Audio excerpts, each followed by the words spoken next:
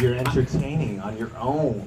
I know, so Paul called me up, and I've never been to a Paul's Picnic before, so this is new, this is alien to me, but very cool. So everyone's very talented. I bet a lot of you have some hidden talents.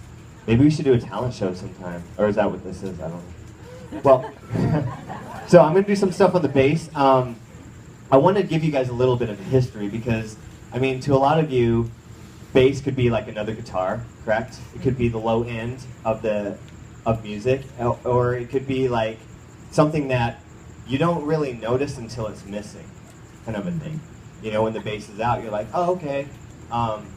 The big thing about bass and where it came from, so you're looking at classical music, you're looking at, you know, the stand-up bass, you see the big upright bass, right?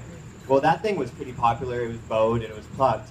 And it wasn't until like 1930s until someone got smart, and then they were like, why don't I make something that was like, you know, that could be easy to play and doesn't feed back, because usually they had to put a microphone on it because they didn't have pickups back then, or they would have, you know, they used to record these big bands or orchestras and have the bass players closer to the microphone and everyone kind of further so you can actually hear what they're playing, and it could be mixed properly because they didn't have enough inputs in the mixer.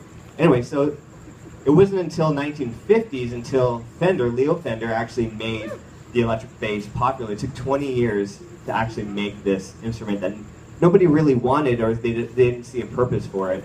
And he actually made it cool looking.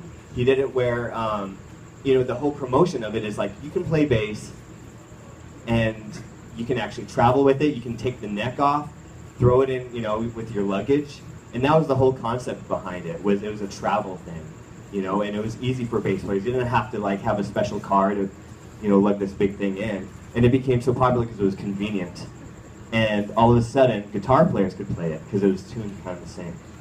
So it just sprung up, and the evolution of bass started from just walking bass lines, jazz or classical, into all types of different techniques. And I'll kind of demonstrate these different techniques that you can actually do on this instrument that you may know a little bit about, you know, or maybe not. So, all right, I'm going to do a song. What do you got? Oh, we're going to have some commentary. Here we go. No, I just think I need your password. Don't give it to him. So Paul asked me, I was like, what? He's like, just do something on the bass. I'm going to do it. I'm just going to do some stuff on the bass and some bass solo stuff. And usually bass solo is pretty cool. Sometimes you can't hear it, or sometimes they're going crazy like Flea. So we're gonna go into a different realm here where I'm just not going to physically kind of go crazy and make it look hard. I'm going to do some fun stuff. All right.